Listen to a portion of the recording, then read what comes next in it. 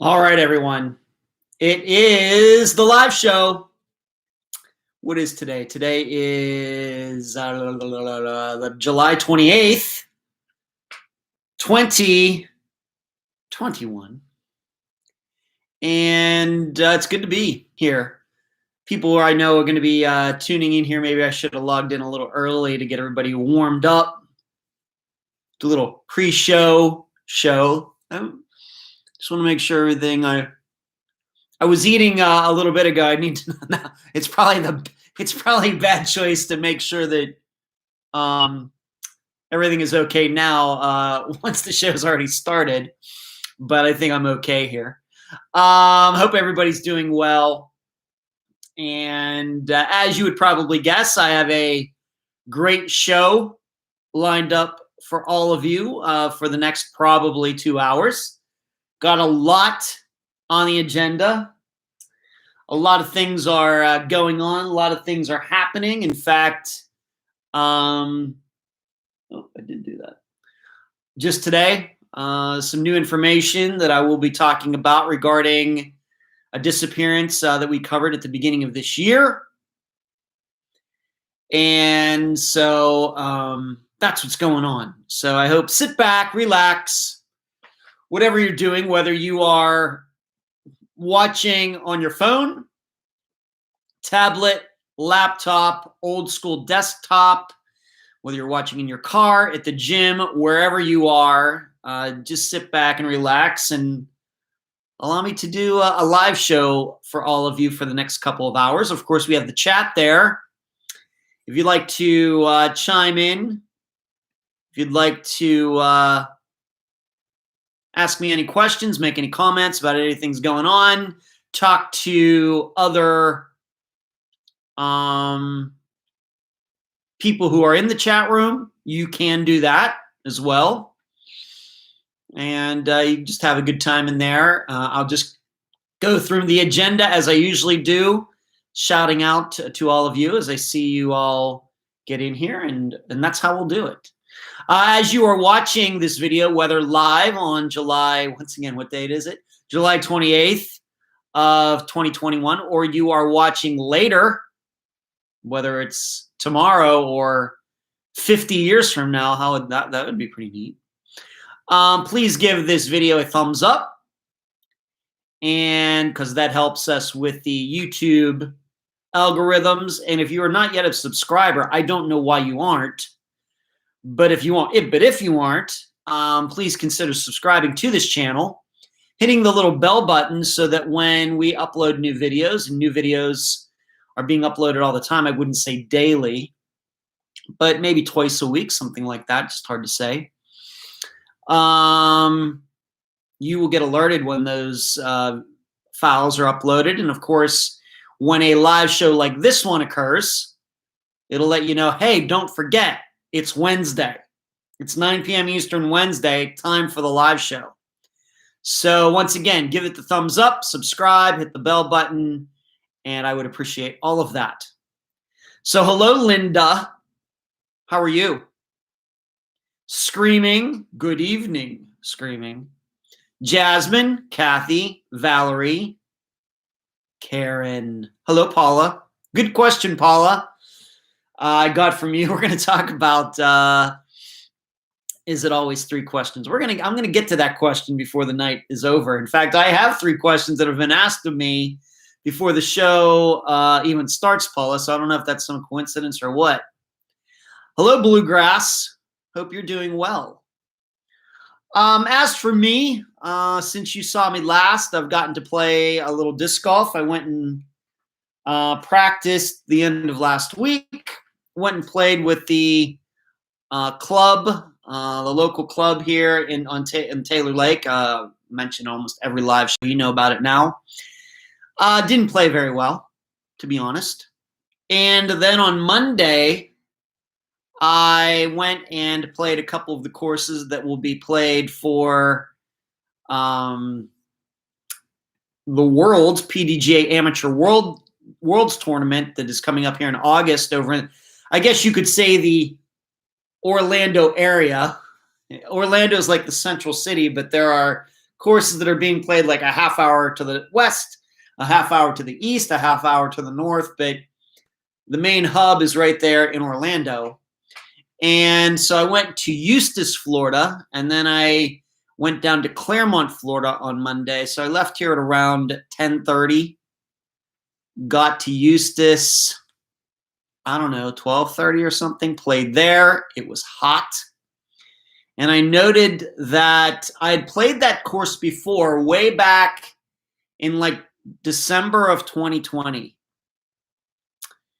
And it must have been like the coldest day of the year over in that area. And the reason I went over there is I was planning to play a tournament that was going to be at that course in early January, but I didn't end up playing in it. But I still play, went over there and played that course. It was 30 degrees last December when I played that course. When I went over there and played on Monday, it was 91 degrees. So it was a 61 degree, at least in Fahrenheit, difference between me playing that course in December and then just a couple days ago. That was interesting. I know that hasn't happened ever, the big temperature difference like that. And then I went down to Claremont and played at that course too. They are not easy courses. I'm going to have my hands full, probably get my butt kicked, but what are you going to do? I'm just not playing very well. Even in practice, I'm just not throwing it the way I should. So there's that.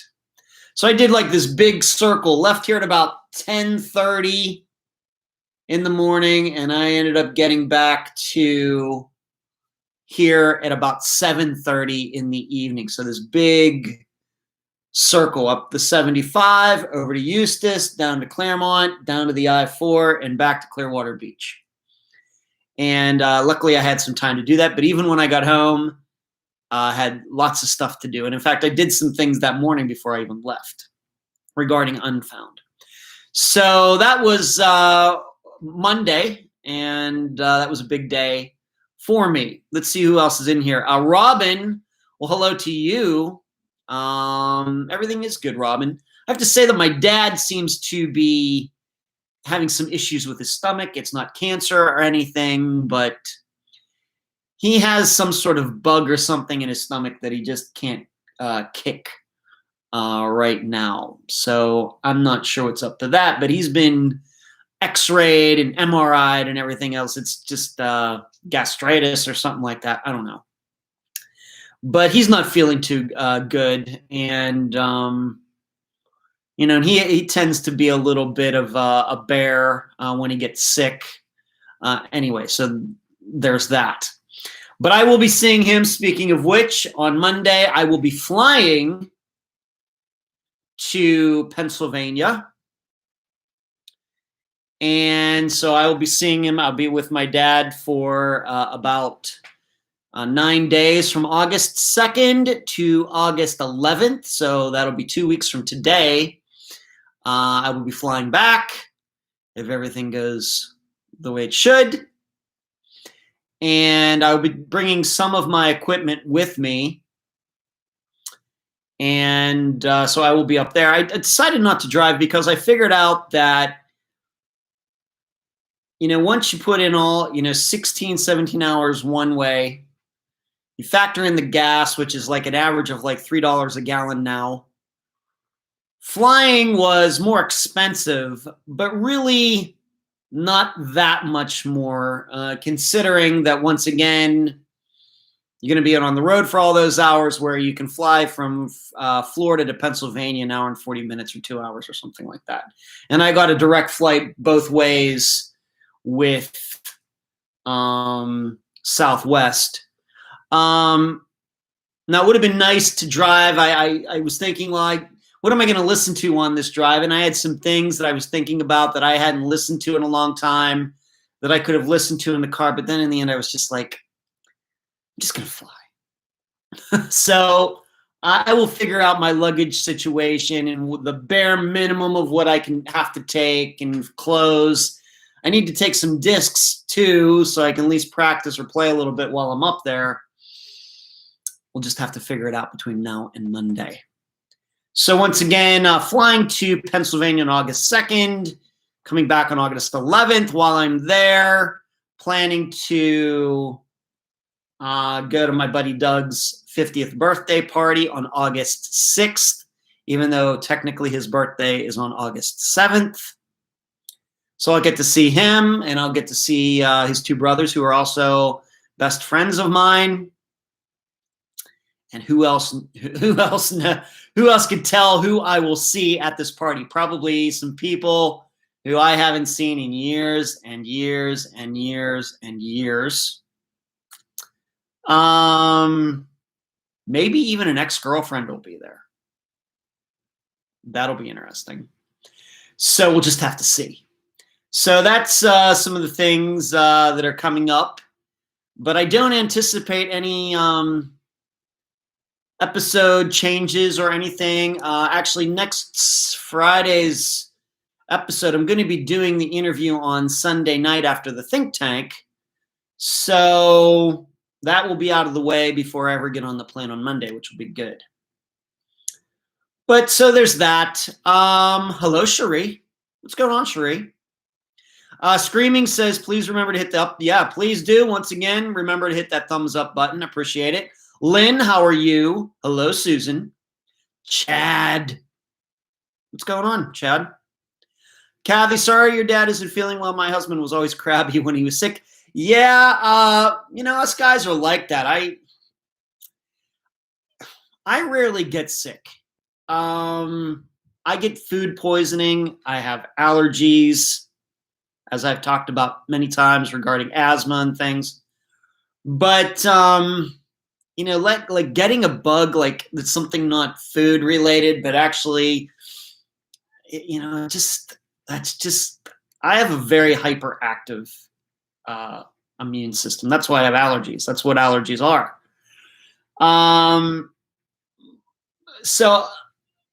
But I think in general, us guys, when we get sick, we're just big wimps. I can say that, and myself included, but I don't have a lot of experience with that because I just don't get sick very often. I can remember getting really, really sick when I worked at 7-Eleven around Christmas time of 1998. It just really sticks out to me. And then I got sick for one of the Super Bowls. It was the Super Bowl where Peyton Manning won his first Super Bowl with the Colts. They were playing the Bears. That Super Bowl, I was sick like for a couple days before that to a couple days after that. I just remember that. Other than that, I can't remember being sick, that type of sick, within the last 25 years. Those are about the only times I can think of. And being that the reason I can remember those is because it's so rare. But I do have allergies and asthma and all that other stuff. And all of us get food poisoning once in a while, whether we go to a restaurant or we go to the grocery store. Those things, it's bound to happen once in a while. But so yeah, he's feeling pretty crabby, and I talked to him yesterday. Hello, Cherie. Cherie says she's running a little bit late. No problem, Cherie. The only person who's not allowed to be late is me. It's Chad says 9 a.m. in Hong Kong, so we're 12 hours behind, Chad. Thank you for letting us know. What's the weather like in Hong Kong today? Hello, Kay. So other than that, my diet's going okay. 2 days in a row when I was right at 176 pounds even without having to do anything weird. Like fasting or anything, but I'm cheating a little bit today, but I really didn't eat a lot yesterday. So I think I had some calories to burn. And then on Monday, playing like I did all those hours, I didn't even really eat that much that day. So I know I burned a heck of a lot of calories on Monday because I didn't eat much. And I was out in the sun, 91 degrees, 2 courses, throwing multiple shots. I expended a lot of energy out there, and I felt like it when I got home. So I'm doing good. That is, like I said, under the weather. I'm hoping he feels better by the time that I get there. We'll just have to see. And in fact, I may have to call my brother Michael tomorrow to see I have to maybe have a backup plan if my dad cannot come and pick me up at the airport, because where he lives and where the airport is are not close to each other. I don't even want to think how much an Uber ride or something would cost to go the whole way out there. Oh my gosh. It's not like me taking, you remember that Lyft ride I had at the beginning of this year when I came back? That crazy story. The Tampa airport and where I live, not too far. Well, it's like twice that distance at least to get from the airport to where my dad lives. So I might have to work on a backup plan if my dad is just feeling too under the weather to drive down there and pick me up. So to think about that. Chad says, Hong Kong today, humid and overcast, 87 degrees. Kind of sounds like how Florida was today, Chad.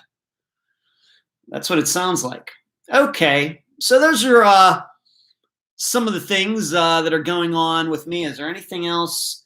Really have not watched much of the Olympics. I have watched the men's soccer team, how they beat Jamaica, and how they'll be playing tomorrow night against Qatar. And then Mexico's playing Canada. They're in the semifinals of what they call the Gold Cup. I've watched that while I was doing work today, watching some Law and Order, some things like that, but really have not watched a ton of sports. I did catch a little golf, Olympics golf, that it's going on right now before the show started. But, I have to admit, when it comes to the Olympics, I'm more of a track and field guy than watching swimming and weightlifting and judo and all of that stuff. I'm more of a track and field guy, which those things don't start until like the end of this week. And then, of course, all the Olympics always ends with the marathon. So I don't know why that is. That's going back several years. So really have not been following it all that much. Screaming says 91 and humid up here in Minnesota. That's funny. Heat index of 105, believe it or not. I believe you, Screaming. I believe you. And in fact, I know that when we did the disappearance of Rachel Sirks, who disappeared from South Dakota, when I had her mother Mary on the program, she was saying that, of course, this would have been earlier this month or the end of June, that South Dakota was in the 90s way back then. So that doesn't surprise me. But I guess to make a joke, I didn't know that Hong Kong, Minnesota, and Florida were all so close together having similar weather. That's so weird. So, hello, Robert. How are you? How's it going? It's going good. I'm doing the show, so things must be pretty good, Robert. Love doing the show. All right, well, let's get to the items for tonight's show because I got a lot to talk about. I got some great questions to answer. I have a music question that we'll be getting to in before the show is over. Maybe within the next 20 minutes. I know how much we all have fun when the topic is music. But the Rashan Francis poll, I asked, so what exactly did happen to Rashan? And in the discussion group, this is one of those weeks where it's completely opposite between the discussion group and the think tank. The discussion group overwhelmingly has decided that Rashan was murdered. But in the think tank, it was exactly the opposite. That Rashan walked off. This is another one of those, just like Randy Duran's disappearance, not a ton of facts to talk about in Rashan's disappearance when it comes to in-depth analysis like we do at the think tank, patreon.com/Unfound Podcast if you'd like to become a member of the think tank, and we are always welcoming new members. No secret handshakes, no pledging with your life or anything, but it is a very select group. So we talked about Rashan's marriage, what was going on there, and talked a lot about Ty. Did what he did, erasing posts, everything. Is it really as suspicious as it seems? Is this maybe something that is counterintuitive? I, of course, wrote the blog for Rashan's disappearance, and it ended up being quite long, surprisingly. I always want to get to at least the 3,000 word level when I write those blogs, at least. I think I owe the people, the Patreon members, at least that, 3,000 words. And how that usually breaks down is I start on Friday, 1,000 words, Saturday, 1,000 words, and then on Sunday, 1,000 words. But this week I went to like 3,800, 3,900 words for Rashan's. And so even though there weren't a lot of facts maybe to discuss in the think tank, I certainly had a lot of other things to say about it. But the think tank went its usual length, which is usually around an hour and 20 minutes, almost to an hour and a half. But it was exactly the opposite. Rashan, we decided, I wouldn't say there was a complete consensus, and might have been some people thought that maybe something was going on with him mentally, and maybe some others thought that he chose to walk out of his life, knew exactly what he was doing, but hardly anybody believed that he was murdered. So, but a big question that I've gotten, I think maybe has been posted even in the group, I've gotten even a couple messages on it, is this wife, certainly, everybody would certainly like to know a lot more about this wife of his. Totally understandable. And that is something that when I do get to talk to Denise, and I want you to know that she texted me yesterday, and she was very complimentary of the episode. She thought it was fantastic. And, she thanked me deeply. And so I hope to talk to her soon to follow up with her.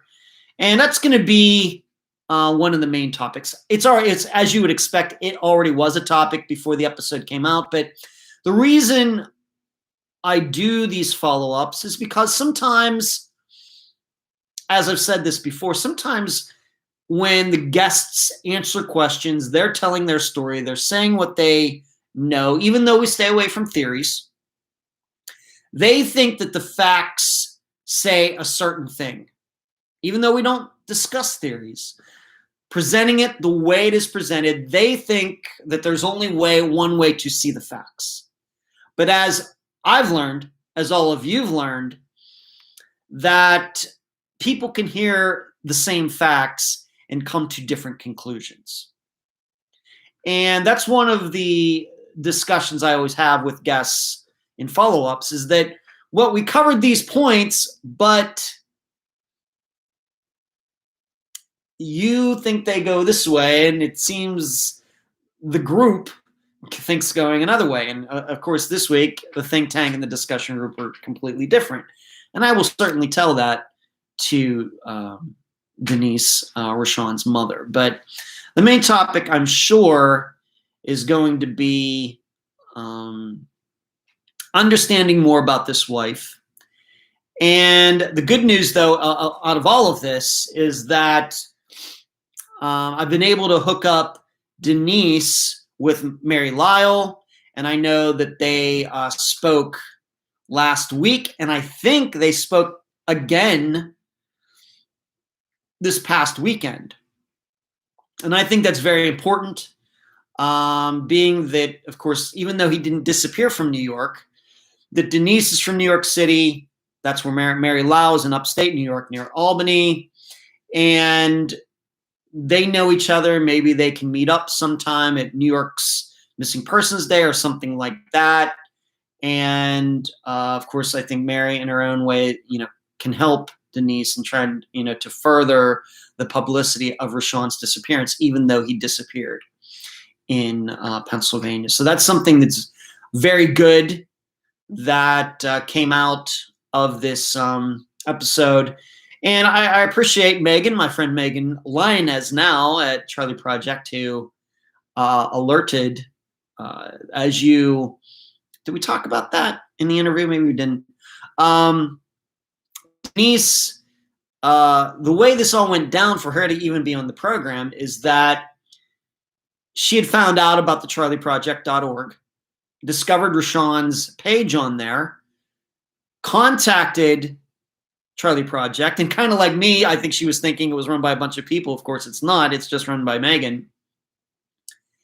And they spoke, and Megan told Denise about Unfound, about me, and that's how I got to meet Denise, and that's how she ended up on the program. So I think a lot of positive things have happened for Denise and her family regarding all of this. Of course, the most positive thing, hopefully, that will happen is Rashan will be found, and he will be found alive. And I think we have to remember that this is a fairly new disappearance. Of course, this was a disappearance that was 20 years old. Then there'd be a lot of question marks. But being that it's not even 3 years old yet, there's still that hope. I will tell you in writing the blog that I believe that he walked off. I certainly could be open to the idea that maybe he had something mentally going on.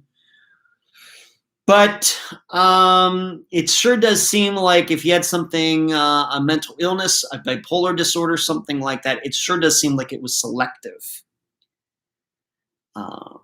Which, of course, is going to make me question whether it was real or not. And I write about that in the blog. Once again, patreon.com/Unfound Podcast if you would like to become a member. If just for $2 a month, where you can read the blogs that I write each week for each disappearance that is covered. As you know, we do not do theories on the program, but in the blog, I certainly do. It's an analysis of just how I view the disappearance. And on almost all of the blogs that I write, I do give my opinion at the end after. So if you were to read the blogs, it's usually about 2,500 words of the way I look at it, analysis of different points and the pluses and minuses, pros and cons, etc. And then the last 500 to 800 words, something like that, is me after using that whole analysis. From that, here's what I've deduced. Of course, I could be wrong, but just showing all of you the process that I use. And that's just for $2 a month. Or you can go the whole way up to $12 a month and become part of the think tank that happens every Sunday evening. Of course, Unfound on the Ground, which I'm going to be talking about a little later. So once again, the Rashan Francis poll in the discussion group, an overwhelming majority of you talked about or decided that he was murdered. And in the think tank, it was pretty much the exact opposite. Kathy says, yes, you talked about the Charlie Project and Rashan's podcast. Sometimes some of these things I can't remember, Kathy, because I do the interview, I have the outline, and I listen to it, I edit it and everything, but at the same time, making other phone calls, talking to other people. And I will admit, when it comes to those types of items, how the person found the program and all that, sometimes those things can kind of slip through my mind. Although it seems a lot of the general details of disappearances stay up here. So I just don't know why some things stay and why some things don't. So there you go. Moving on. You should know that the trial regarding Austin Pevo's murder will be starting on August 2nd. So that is on Monday. So I don't think I would be surprised if it's concluded by next Wednesday for the next live show. Maybe the next, so what would that be? August 4th, but maybe August 11th. Maybe I might be able to give everybody an update on how the trial is going. It depends. Of course, Susan, Austin's mother, is going to be there. She's already messaged me with the information. And so I'm guessing that maybe she'll give me an update. I just don't know how much of it I'll be able to say publicly. But I will tell you, if by next Wednesday, if she has given me information or something. I'll just have to see how much I can say, but I will at least tell all of you if she's contacted me once the trial started to tell me what's going on, and how she thinks things are going. But that's next Monday. So we've been talking about all these trials, and I'm not going to list them all again, but because that'll be coming up at the end of the month with the update episode, end of August anyway. That we have all these trials coming up. Janelle Matthews, of course, with Steve Pankey, Austin Pevo, Tyler North, Jonathan Estes with the theft of that machine, Kamisha Hollis, Zoe Campos. It goes on and on and on, a long list of them. So this is, I guess, the first one where it's going to be in session. There's going to be a jury there, and the prosecutor, the defense attorney, and everybody will be there for everything to start. Whereas with all these other ones, it seems there's just like preliminary hearings and delays and pushbacks and everything else. This one, it's supposed to start on Monday. Hello, Mama. What's up? Good to see you. So moving on, let's answer the first question of the night, and is actually the first question that I got today. Hello, D. You're allowed to be late, D. Linda, who I know is in here. In fact, I think she was in here first tonight. She had asked me, DNA science would increase cases being solved, and then a corollary to that, I guess you might call it, Linda, going back to my, was it trigonometry days? Why are there so many unidentified remains, I guess, meaning in the United States? I think, Linda, when it comes to just the DNA science, I think that, my perception, I'm not a scientist, okay? And we don't talk a lot about forensics on Unfound, so I don't have a lot of experience in that area. Although, coincidentally, this Friday, we will be talking about forensics. Just so you know, a little bit anyway. But my perception is that the science of DNA has not really changed. My perception is that the way that the DNA is analyzed, my perception is that these days you don't need as much DNA as you used to need. Let's say when this kind of started, like in the mid-90s, it's always my perception, like the internet got popular and DNA became a thing right around the same time, mid-90s. And using different scientific methods to analyze the DNA and to get DNA where they couldn't before would increase cases being solved. I don't know about that, Linda. I think maybe it'll make cases easier to solve. I don't know if that necessarily means that more of them are going to be solved, because really, I think whether it's murders or anything else, I don't know how much DNA is usually left behind for any type of crime. I don't know what those statistics are. Maybe somebody has those statistics. If there's a robbery, do they even test for DNA? I don't know. Of course, we know that if there are murders, they do a DNA if there's anything under the fingernails, things like that. But for all types of crime, I just don't know how often that is done. What I also don't know, Linda, is that do we have a lot of situations these days, at least in 2021, where some sort of human fiber, some biological material, I don't even know what to call it, is found, but it can't be analyzed because we don't have the technology yet? Is that, I'm going to guess it happens, but I'm also going to guess it doesn't happen a lot.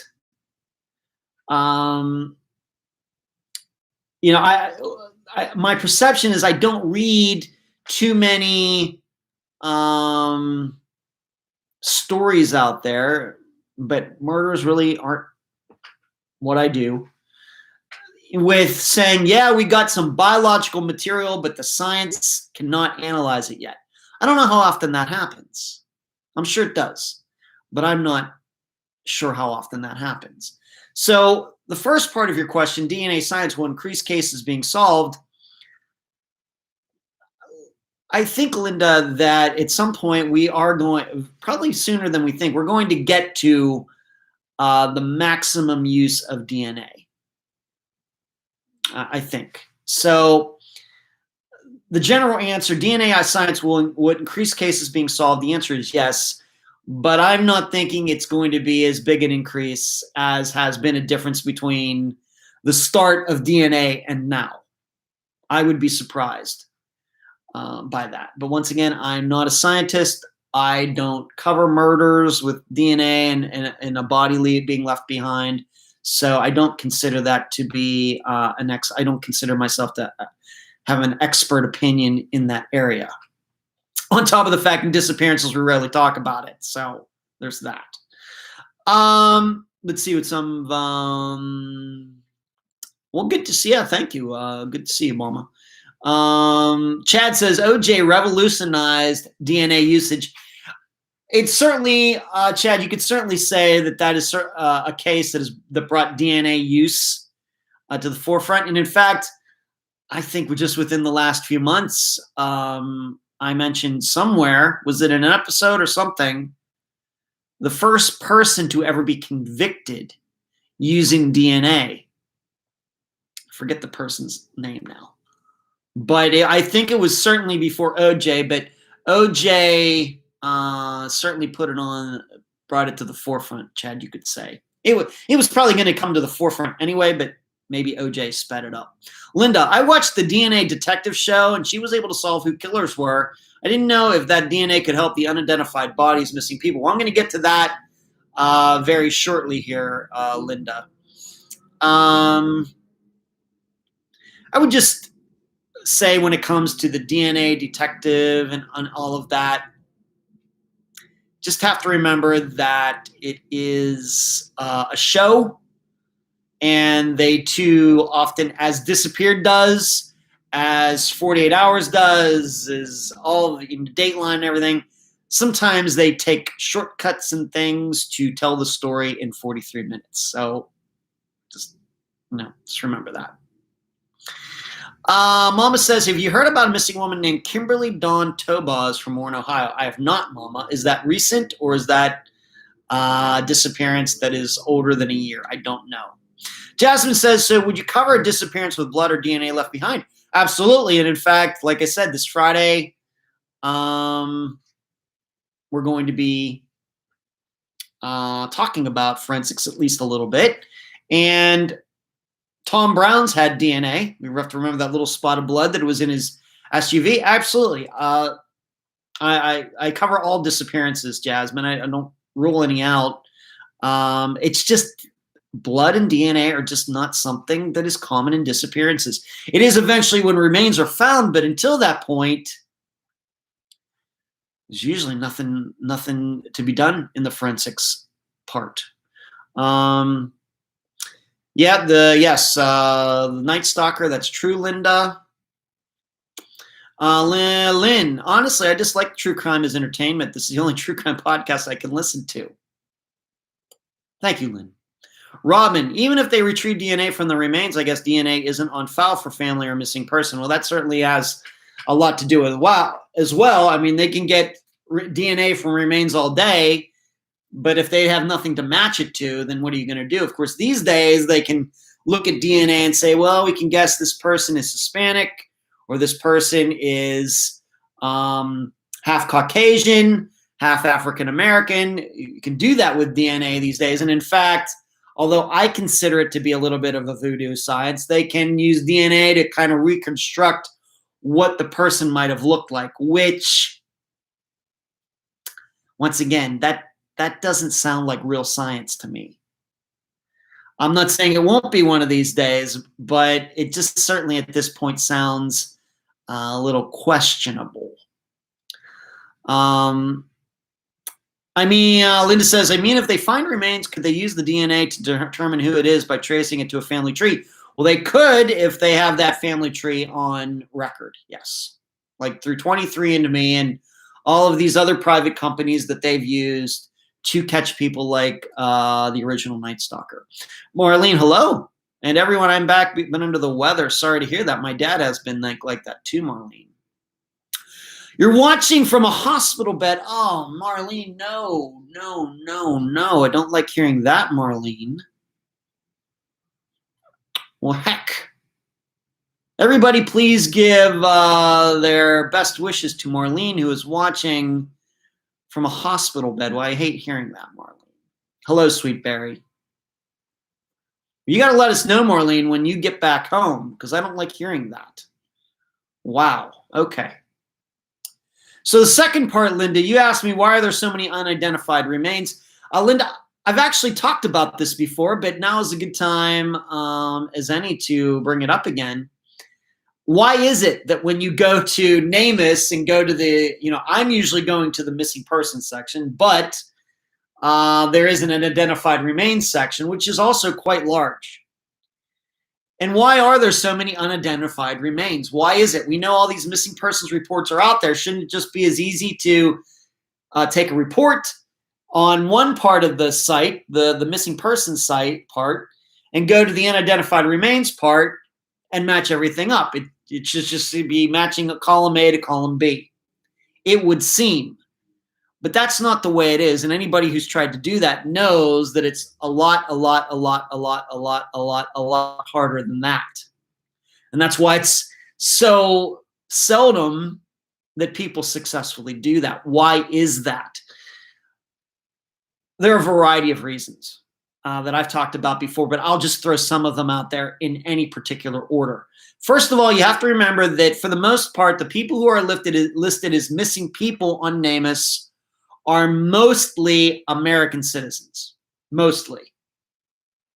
Whereas when it comes to the unidentified remains, because we don't know who the people are, they could be from anywhere. So we have to factor that in. So one part of the website is surely 98% Americans, whereas the other part probably is not close to that. There's probably people who've gotten into the United States. I'm not getting into the politics of it, but people who've come into this country one way or the other. I don't care if it's from the southern border, the northern border, flew here from Europe or wherever else, and just happened to stay. My belief is there's probably a lot of foreigners, people who are not American citizens, in the unidentified remains section. So it's tough to match them because they're not American citizens. That's one guess. The other guess, as I've been told by people who've been doing this longer than I have, that there are a lot of mistakes on NamUs. Although they may get the gender right, they may get the height wrong, the weight wrong. They may get the nationality, ethnicity wrong. And of course, you can see very quickly how just one of those things being wrong could really throw off somebody who's trying to match column A with column B. That's certainly true. The other reason that why are there so many? Why is it so hard to do this? I don't know. Once again, do they get things wrong? Or things inputted wrong? They may have the information right there in that sheriff's office somewhere, but when they input it into the system, something gets messed up. Instead of hitting male, they hit female. Instead of saying that the person is, the person was estimated to be 185 pounds, they say the person was estimated to be 125 pounds. All of these things happen. And it all adds up. Probably not as many American citizens as we think are on there. Mistakes, input errors, a misjudging of the remains, honest errors, things like that. And then on top of everything else, I think we've also learned the reason it's hard to match up these unidentified remains is because a lot of these people they're American citizens, and simply nobody ever did a missing persons report. This was the issue with, I keep bringing up these 2 disappearances, but I should write that, I should write these names down so I can reference them. The woman who vanished from Pennsylvania, took the identity of a baby who died in California or Oregon. She moved to Texas. She got married. She told her husband, don't ever open this locked box. And then she committed suicide. And when he did, he found out that she was a missing person from Pennsylvania. The fact is, as the way I remember it, I don't think her family ever filed a missing persons report. She wasn't on NamUs. You couldn't do any Google searches or anything for this missing woman. So I don't know what, I don't know how that's supposed to get solved. Or just luckily that she left behind kind of this breadcrumbs, I guess you could say, that people were eventually able to figure out who she was and who she really was and what her real identity was from Pennsylvania. And then there's the guy, an old guy, who died, and it turned out that wasn't his real identity either. And it turns out that he had left his family, wife, children, just ran off to start a new life, new name, etc. And they didn't do much paperwork either. And in both of those circumstances, just for example, if this woman from Pennsylvania had not started a new life, say she had tried to walk across the United States somehow and died in the woods from heat exposure, if her remains were found, there's no missing persons report. So what are they supposed to do? Same way with this old guy. If he wanted to leave his wife and kids and commit suicide, and if he had gone to some bridge and jumped off of it, and then his body was found downstream, and he did this 1,000 miles away, there's no missing persons report. Once again, there would be no record that he was missing. They wouldn't even know what to do. So this is how, this is another reason why there are so many unidentified remains. Simply no paperwork has been done. And it all adds up, Linda. It adds up to the number of unidentified remains you see on NamUs. And as we know, that's just a portion. Those are not all the unidentified remains in the United States. Just like they have a list of missing persons there, that is surely not the complete list of missing people in the United States. So, Linda, that's my answer to both of those questions. It's a fantastic question. I've talked about it before, but I love covering that topic because I think it's a very important one. It's something that's always going to be important from now until the end of time. Why do these unidentified remains exist? If we have all these people out there trying to figure out who these people are, we have Charlie Project, we have the other side of NamUs, we have all these other great organizations that are trying to find missing people. It should be simple as going to this unidentified list and trying to match them all up. And we know that barely works.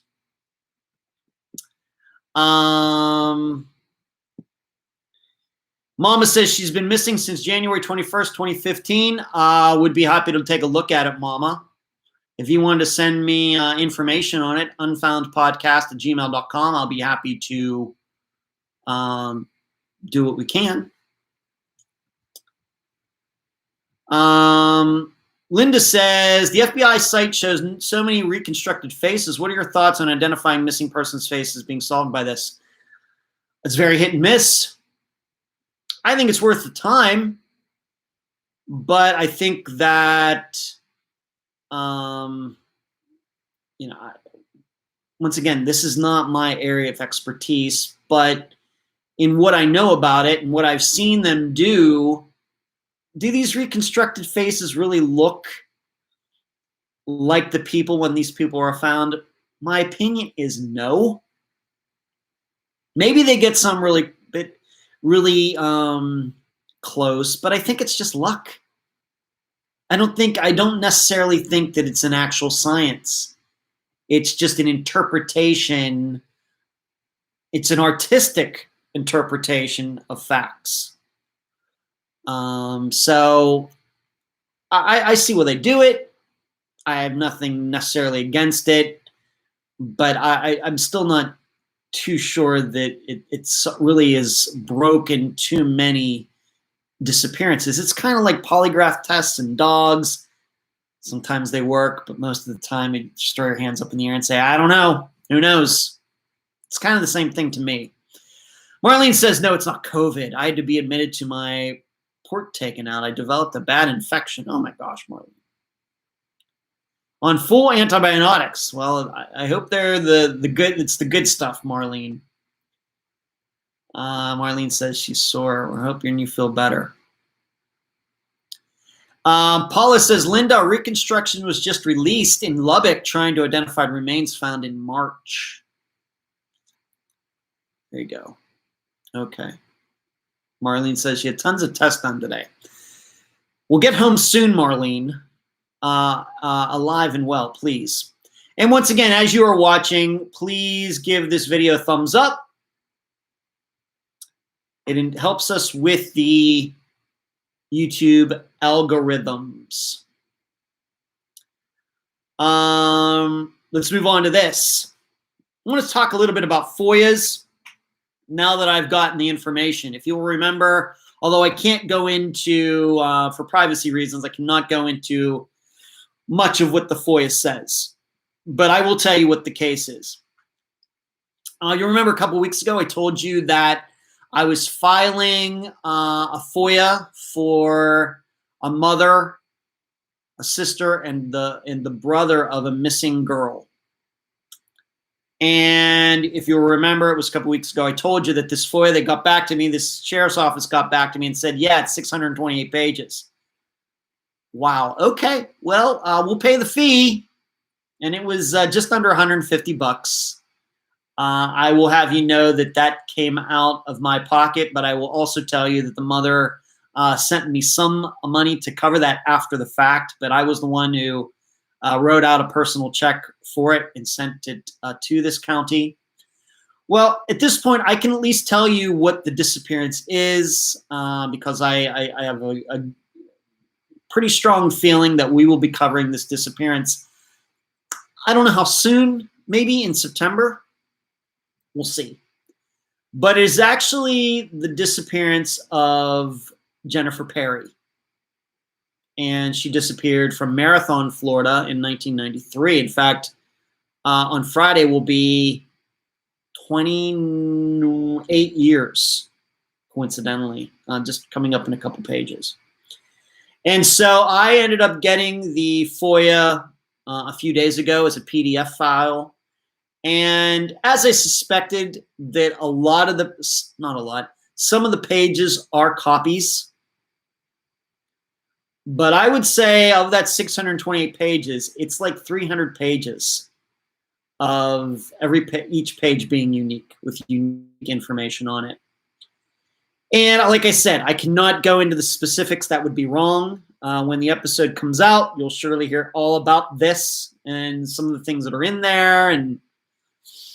But it certainly does show you the lengths that this particular county, which is Monroe County, Florida, and Marathon, Florida, if you don't know, it's down in the Keys. So you have to go down there to Miami and then go out on Route 1 and you start driving out toward Key West.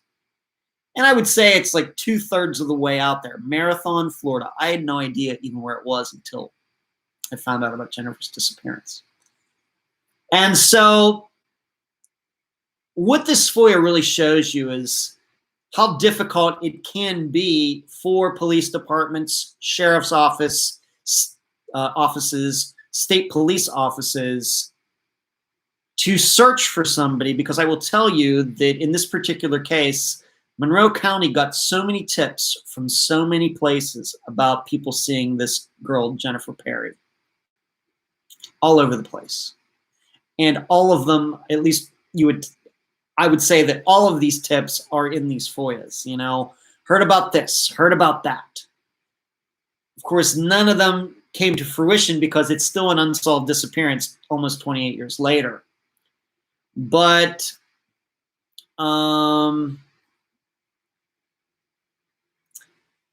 it's something.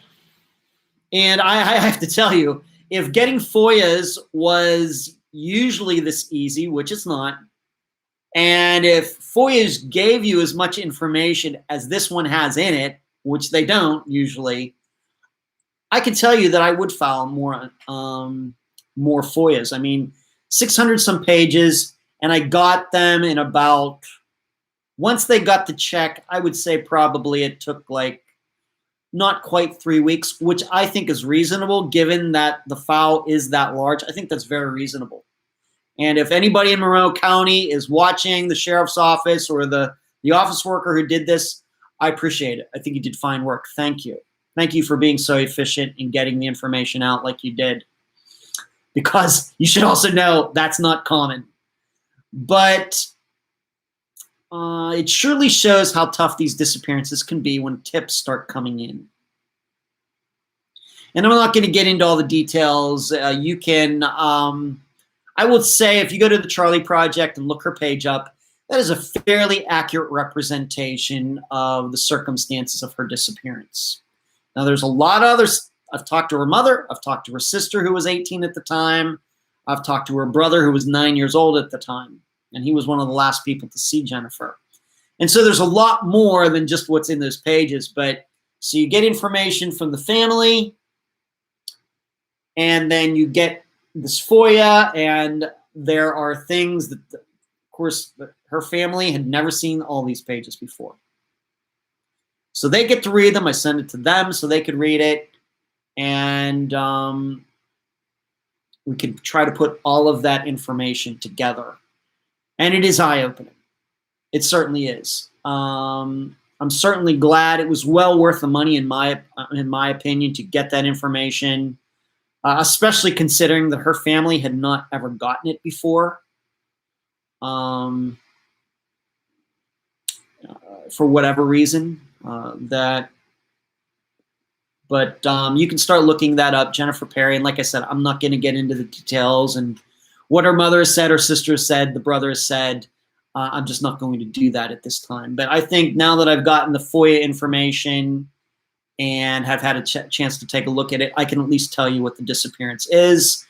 And I surely hope that we can have, this might be one where I do interviews with all three of them. The mother, whose name is Sue, the sister, the brother. I might do interviews with all three of them for the episode. We'll just have to see.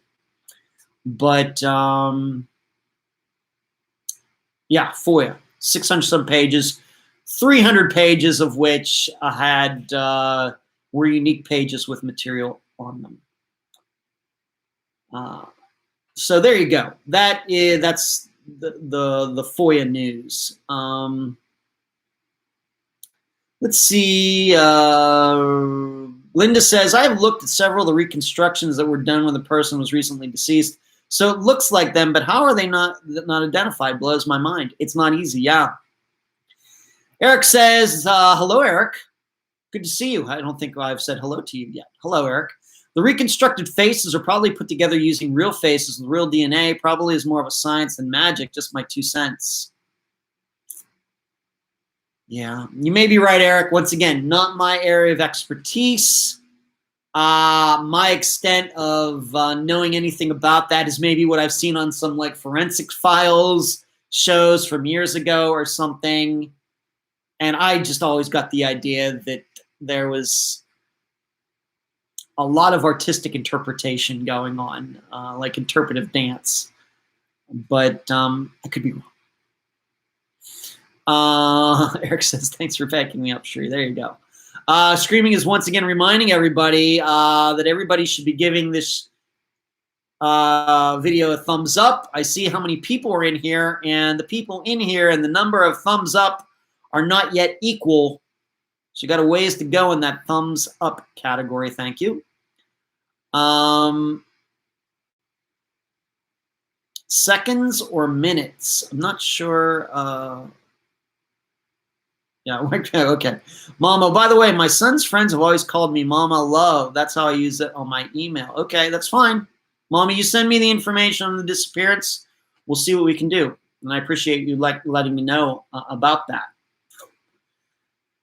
Next, tomorrow night, Dr. Telesco and I will be having another great show. It will be on her YouTube channel, and that is Fischler College of Education School of Criminal Justice YouTube channel. And we will be discussing the disappearance of Megan Lancaster and all of the corruption in Portsmouth, Ohio that goes back many, many, many, many years before Megan ever disappeared.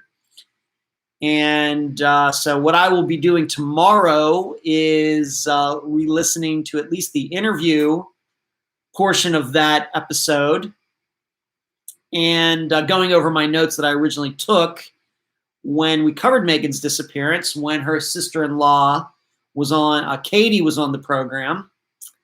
So in preparation, then if you want to know what my process is to get ready for these episodes with Dr. Telesco, being that we've been doing them for over a year now, is we figure out what disappearance we're going to cover.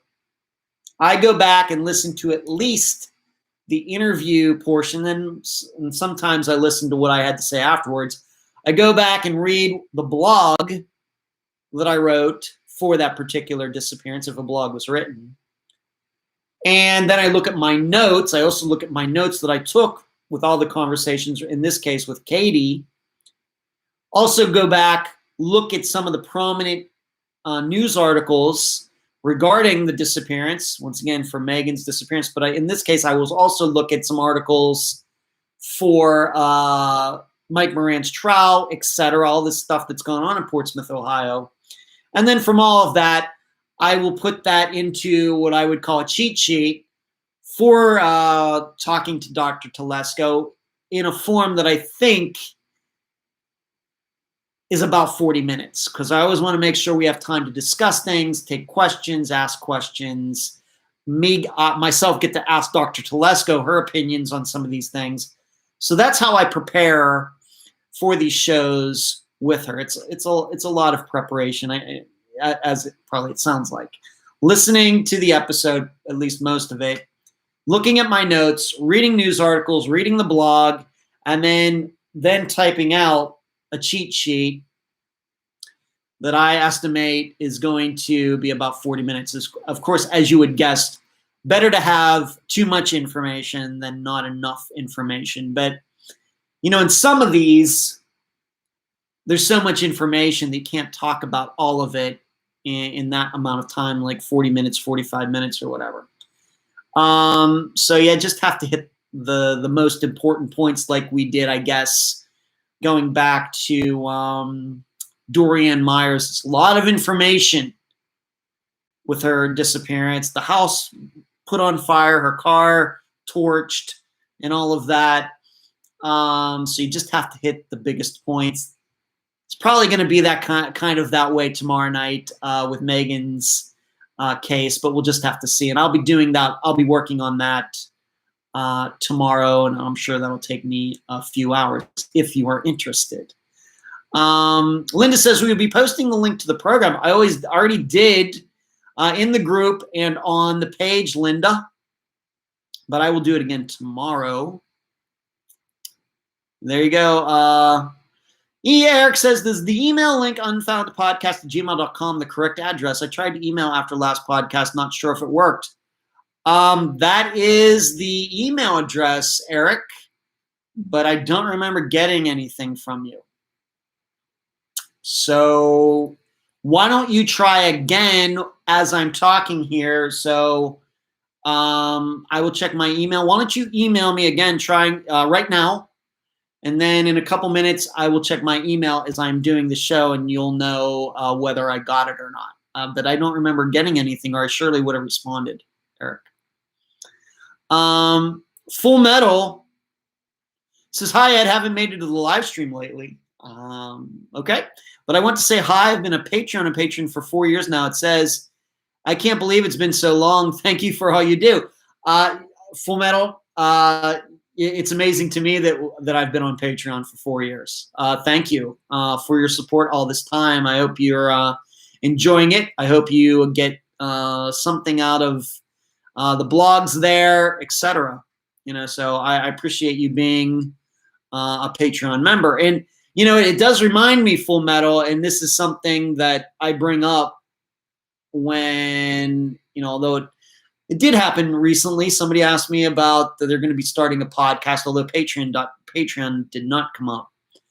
That my perception is that people, when they start new podcasts or shows on YouTube, doesn't even have to do with true crime, automatically, as soon as they start the program, they're on Patreon. This, and it's, maybe all of you don't realize this, but I didn't even start a Patreon account until Unfound was over a year old, which I think is unique. So, but Full Metal, I thank you for your support, and I hope you're getting a lot out of Patreon. Thank you. Mama says, how do I send the information about Kimberly? Just as Eric wrote above there, Mama, Unfound Podcast at gmail.com. That will go directly to me. Just put the subject, the missing girl's name, and I will surely look at that, Mama. Unfound Podcast at gmail.com. That is the email that Eric posted. In fact, if Shree can't type it out, I will. There it is right there, Mama. So Dr. Telesco tomorrow night, 7 p.m. Eastern. I'm sure we'll go for at least an hour, probably a little bit more than that. And I look forward to it, being that we didn't get to do a show last month. Let's go to the next question. And this came through the email. Misty, I don't know. Misty, are you in here? I don't know. But Misty sent me a question through the email, just once again, there, unfoundpodcast at gmail.com. She asked me if I had to pick, it's a music question, if I had to pick like a super group, so best vocalist, best guitarist, best bassist or bass player, best drummer, and put them in a band, who would those musicians be? And I decided to take, I took that, but I added in because, to me, a good rock band or heavy metal band, and I know there are exceptions like Van Halen, I like my bands to have two guitar players, because it always seems like then when you get to the solo part, the music sounds a little thin, especially if it's live. So what I did was I did best singer, two guitar players, one lead, one rhythm, bass player, drummer, and because I play the piano, of course I have my keyboard, etc., I had to put a keyboard player in there as well. All right, so this listener was only asking for a 4-piece band. I turned it into a 6-piece band. So here we go.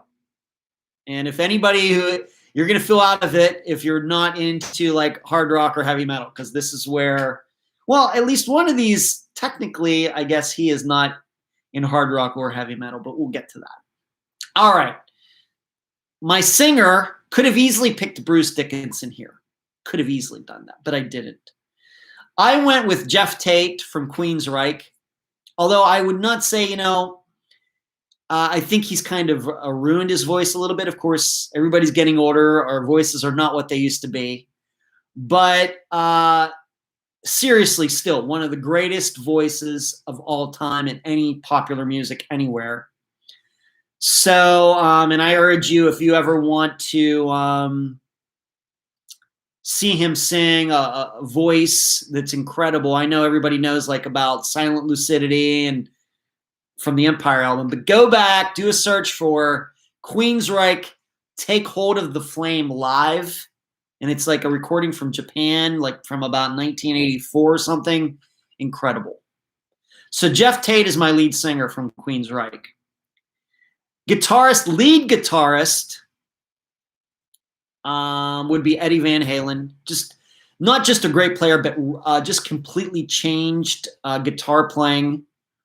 A lot of great guitarists before him, but he just changed everything. You know, Van Halen came out the first album and just a totally different way to look at the guitar.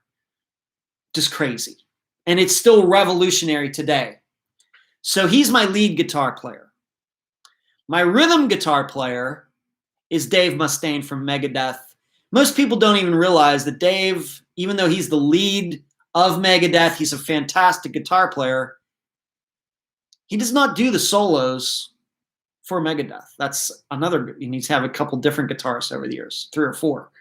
But he does, of course, the singing, but he does all of the rhythm, you know, all the chords, backing chords and everything else, while the lead guitar player is doing that. So I picked him as my rhythm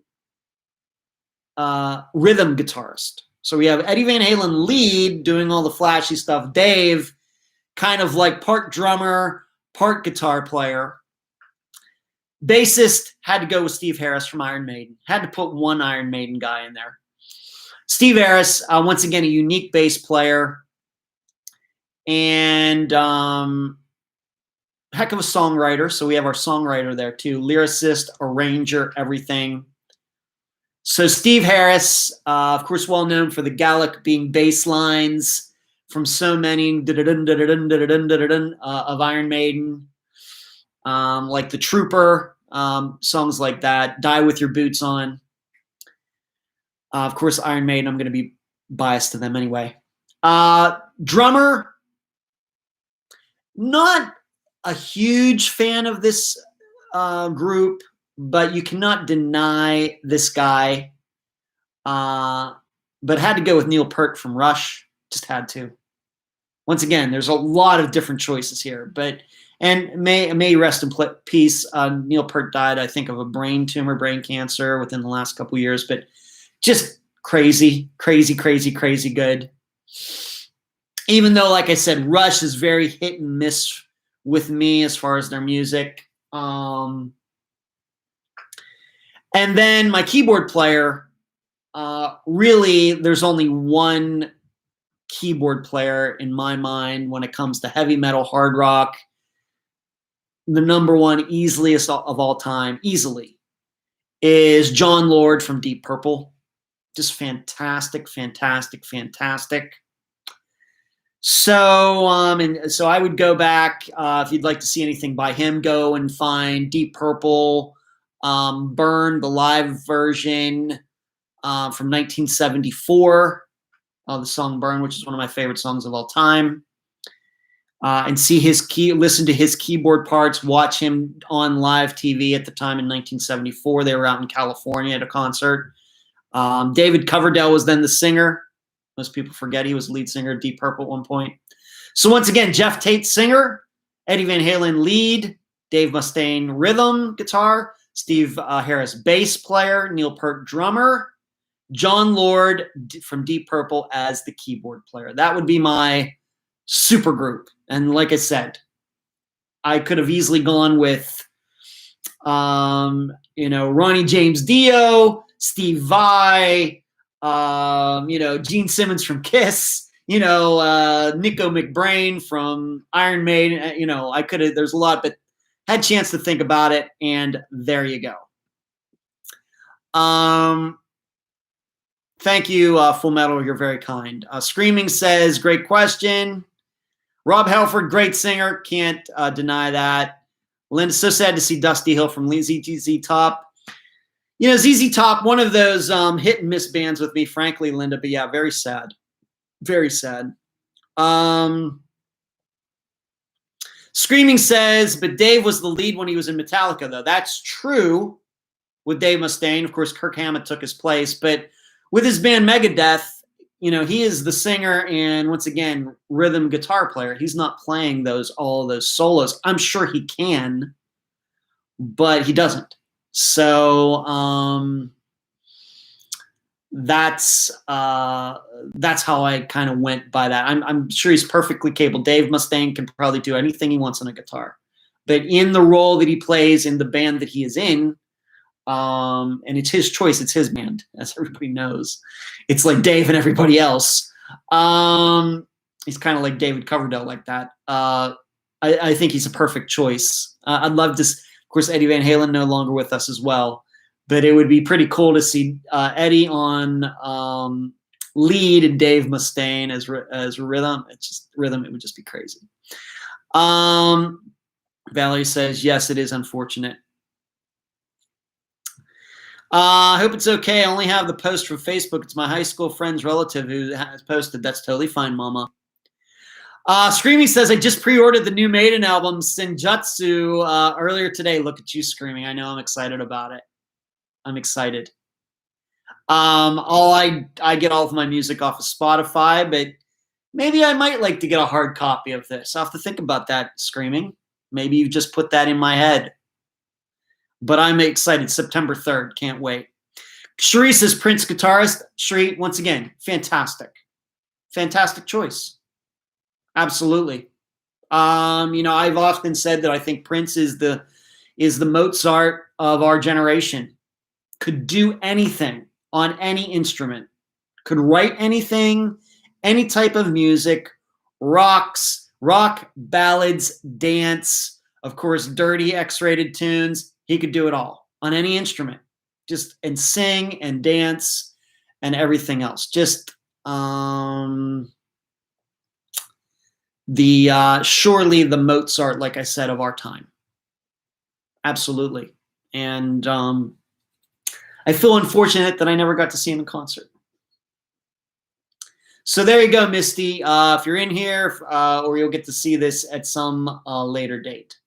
Okay, I still got a ways to go here, so I better pick it up. Newsletter coming out this Sunday. In fact, I've already started writing it. I have so much to do between now and flying on Monday that I've started the newsletter very early. So I wrote 1,000 words today. Going to write 1,000 words tomorrow. Going to write another 1,000 words on Friday, but just to make sure that it comes out on August 1st, Sunday. So be looking for that in your email box. If you're not on the list, contact me at unfoundpodcast@gmail.com. And the audio version will come out a week later on the website. So I have to write it, make sure it's all good, send it out, and then at some point I'm going to record it, read it, record it, and it'll come out a week later on the website. You can get it early if you're on the email list. Eric says, Prince actually is a very good guitarist, was unfortunate. Yeah, very unfortunate death due to an overdose. Yeah, I think a lot of people, Eric, think of that video that he was with Tom Petty with George Harrison's son as my guitar gently weeps. It's just so good, just so crazy. So good. Just unbelievable. Very sad. Very sad. Let's move on to this. Yes, if you already know the news, Noah Davis's remains have been identified. And this is a disappearance that we covered early this year.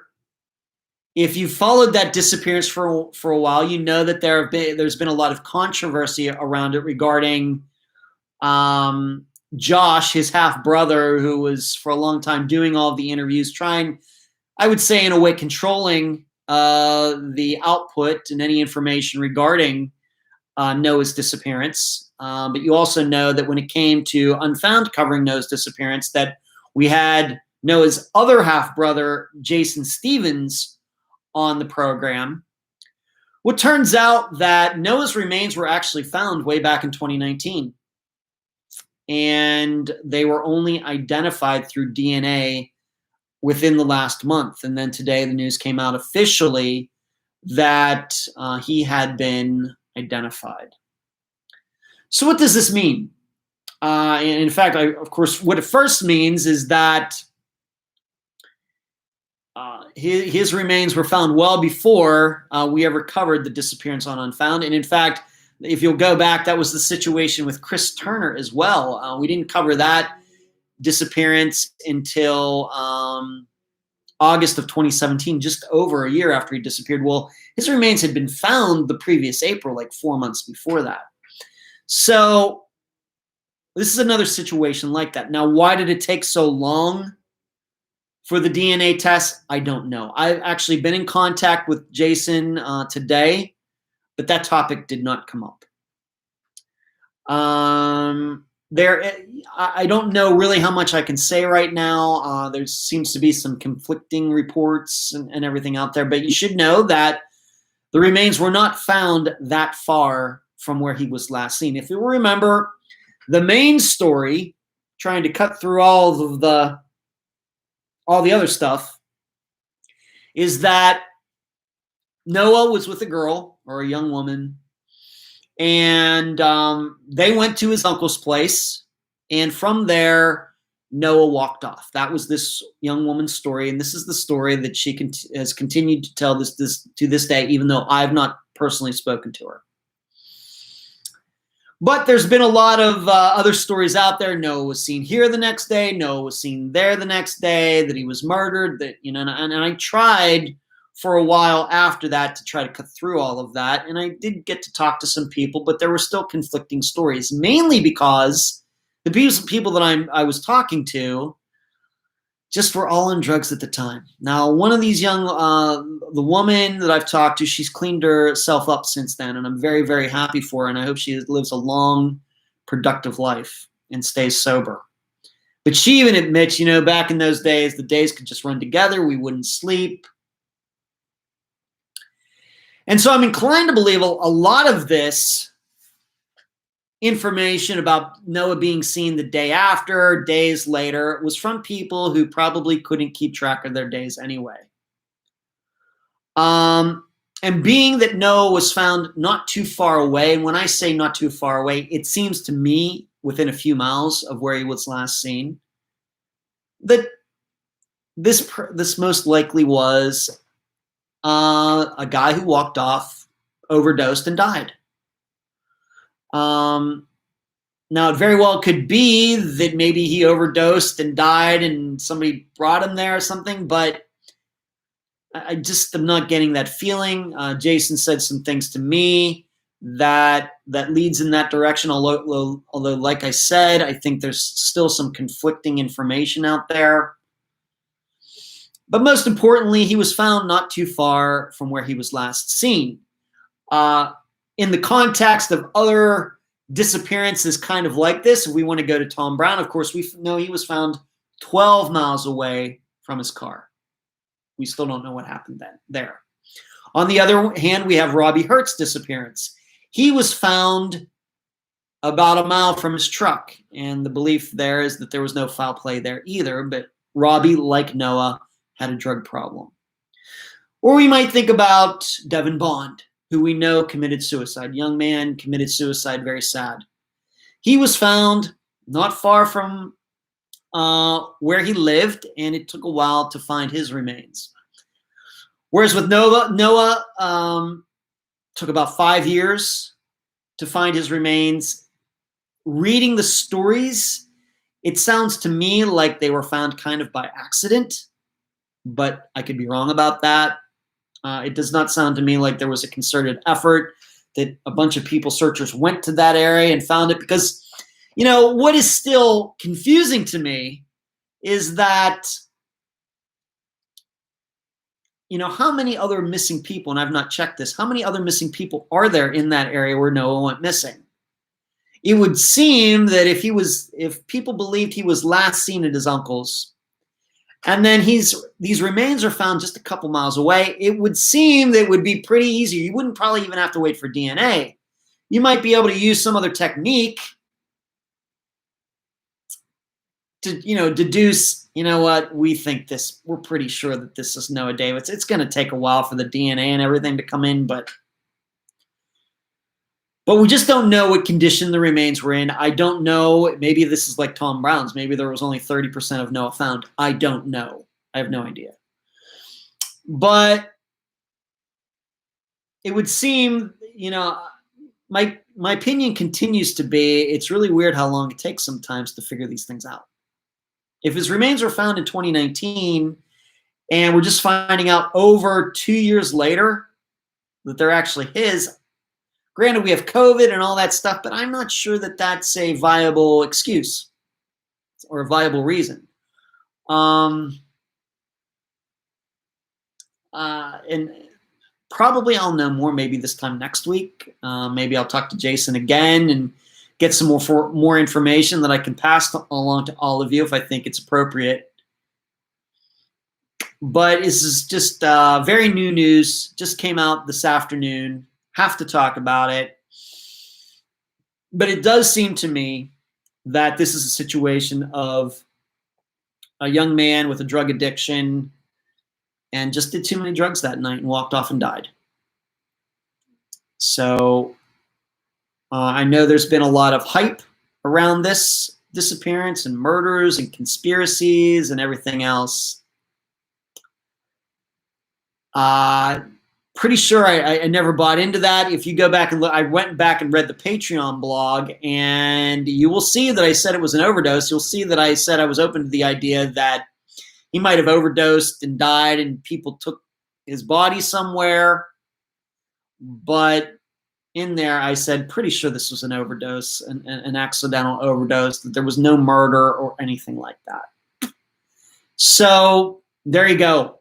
Noah Davis, that was a big one. There's been a lot of controversy, polarized sides. I can still remember when, although I did not listen to the episode, at least not at that time, I know that when Marissa at The Vanished covered the disappearance and had Josh on her program, that it caused all sorts of hubbub. And then I know my friend John Lorden, in fact, I talked to John today about this, at least shortly through email regarding all of this. And of course, when he interviewed Josh, what was in 2018, there was a lot of controversy regarding that and Josh not answering questions, and that just added into the whole aura of this disappearance. But I think in the end, I think that what this shows is that this is what happens when, you know, you have a family member, and not once that I ever thought that Josh caused Noah's disappearance. He was in jail, and that was good enough for me. I don't think I've ever written that. Maybe I did think about it and everything, but it shows what can happen when you have a family member who has control of the situation. I should say controls the situation, but does not have control of the situation, and really doesn't know what he's doing and is following a lot of ghosts and everything else. And he may very well have been very well-meaning in all of this. But I think for other families, what it shows is that if you are going to have a family member who's going to be the point man, point woman on this, it has to be somebody who is level-headed, doesn't do controversial interviews, etc. All right, because if you don't choose that type of person, who knows where all the tangents are going to go. And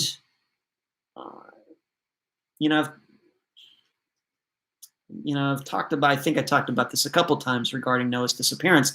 The reason Josh wasn't on Unfound is because I just didn't find him to be a very good interviewer or interviewee or guest.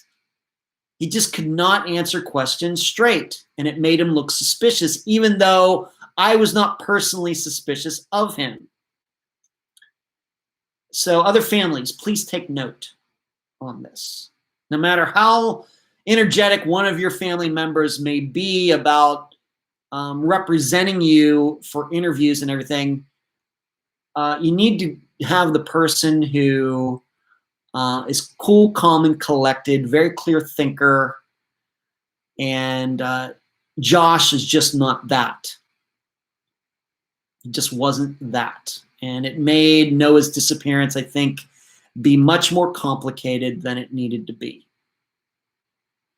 I think that's what we can learn from Noah's disappearance. I think that's something we can really take away from this On top of the fact that people shouldn't be doing drugs, and we wish that he would have gone to rehab instead of blowing off rehab and all of that. We can learn that families need to be represented by the right person, for sure. Eric, thank you for your donation. You're a very generous guy, Eric, almost every week through Super Chat, donating to the program. Thank you very much. And I think that my understanding was you and Cherie was going to contact you about Patreon, etc. I don't know if you two have talked, but would certainly love you to become a member over there if you're not yet. And so thank you. Linda, I wonder what the average distance is from where a person goes missing to where they are found. Linda, that's a fantastic question. I love a question like that. That certainly needs to be studied. Certainly. See, this is what I'm talking about, Linda, when I talk about disappearances being studied and start to build a database of things like that. What is it? What's the answer? I would love to know.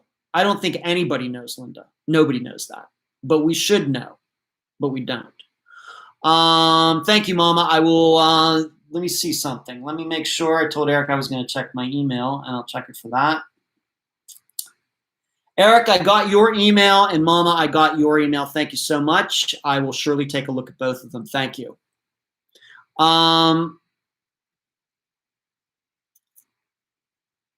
The Screaming says, many seem to be between 8 and 23 miles. I could definitely be wrong. Well, that's a pretty wide, you very well may be right, Screaming, but man, that is a large range. I would like to get that down to a mile or two. What is the average? Is it 2.3 miles? Is it 3.7 miles? That's where we need to be.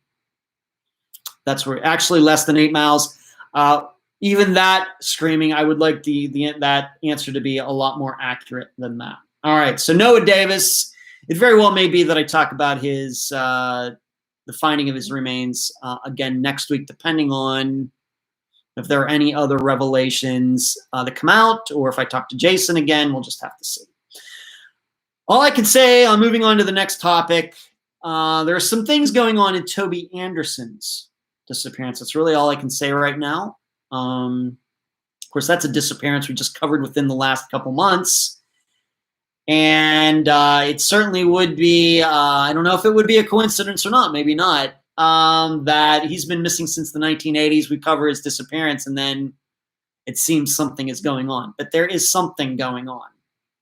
All I can say, I don't know how much I'm allowed to say, but maybe keep your eyes peeled.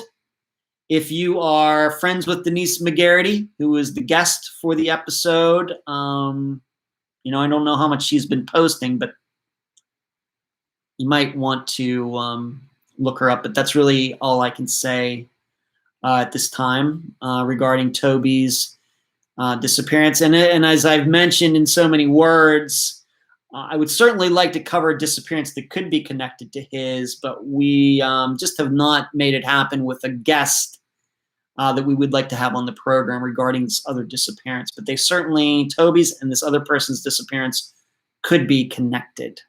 So Toby Anderson, keep your eyes peeled for something on that front. Some of the upcoming episodes for August. Since it's going to be August, the last Friday of August, we will have update episode number 9. And, I always say, well, I don't know if we're going to have enough to talk about. I don't know how long the episode is going to be. And I said that going into the last one in April, and then it ended up being like 4 hours or something crazy. I think this update episode, we're going to have plenty of information to talk about. And that's good. We have updates. That's a good thing. So update episode, the last Friday of August. This is update episode number 9.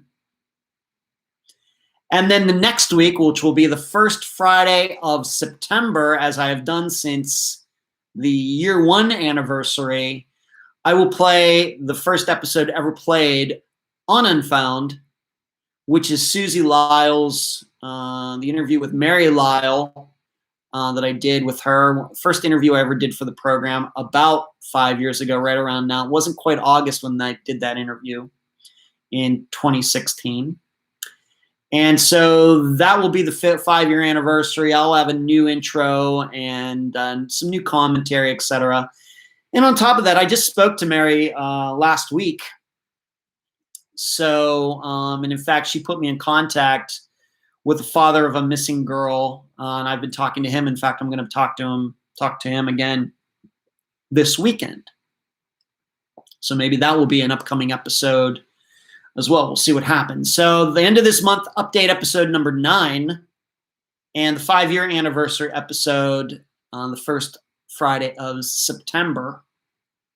See what we got going on here.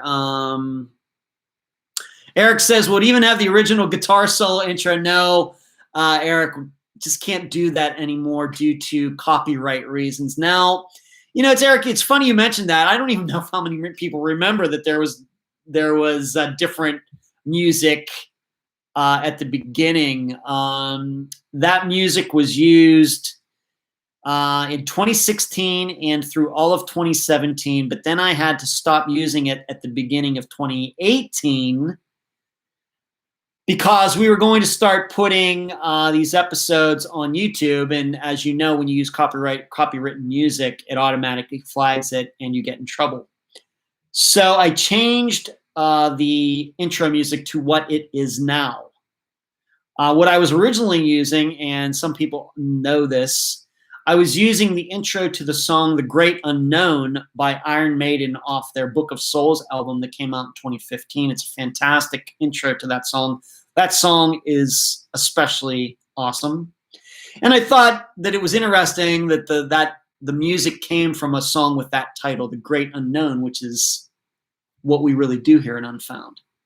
But I had to change that, and now I use license free or whatever. I paid for the rights to use the music from the website Pond 5 is where I got the music that we use now, and I can use it for anything I want, and I really didn't even pay that much for it. So no, Eric, I will not have the original guitar solo in it, but that's still a fantastic song. Anybody can go listen to it if they can find the Book of Souls album, The Great Unknown song on Spotify or wherever, on YouTube or wherever. And I can hear the music in my head right now. But it was fun to use an Iron Maiden song for a while, but then had to move on. But thank you that's a great question, Eric. Moving on, let's go to the next, the last question. And I know Paula's in here. At least she was in here early. Paula asks, at the beginning of every episode, is it always 3 questions? Of course, when I do a summary of the case, it's essentially 3 paragraphs. I do follow somewhat of a formula for every episode. The summary, of course, I always say, and now summary of the case. This is brought to you by my friend Megan Lionez's. Of course, it used to be Megan Goods. Megan Lionez's website, charlieproject.org. You'll know that I do a paragraph about the missing person, what was going on in his or her life, the ups, the downs, and what got them to that point of their disappearance. Then the second paragraph are the details, the general details of her disappearance. Of course, we start the episode that way, very, very, very general. Then we get a little more specific in that second paragraph of the summary. And then, of course, when we get to the interview, we get into the details. But then in the third paragraph, I always bring up 3 questions that should be on your mind as you are listening to the episode. And Paula, I think it always is 3 questions, but you should also know that I didn't always do that. That is something, I don't know when I started doing that. Maybe 2018, something like that. And the reason I did is because there is a method to the madness of way these episodes are constructed. There is a thinking out there when it comes to filmmaking that you have to tell people something 3 times in a plot or something like that before they realize that it's important. That they're going to remember it so that they remember it later when it's important later in the movie. That, I think it was an Alfred Hitchcock thing, something like that. And so I try to use that in the episode. So we start with a very general, John Smith was 33 years old, was a 33-year-old from Pittsburgh, Pennsylvania. He was into disc golf and he loved his mother. It's, that, and then that's the very general start. And then in the summary, we get a little more specific. So that's the second time you're being told details. And then when it gets to the interview, that's the third time you're being told details. And so doing it that way, I'm hoping that really gets ingrained in your mind, all of that.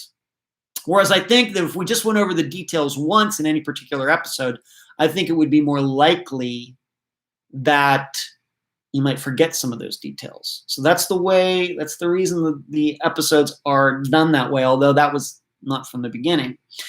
Paula, it's the same way with the questions. I think that I want things to be on people's minds when they are listening to the interview.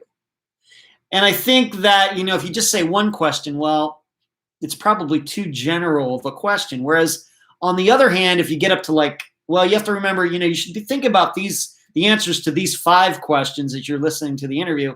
Well, that sounds like too many. So 3 just seems, like this, the 3 little bears or whatever it was. This porridge is too hot. This porridge is too cold. This one's just right. 3 feels like the right number of questions. And so I always try to do that. I try to pick out questions that maybe sometimes are not easy to answer.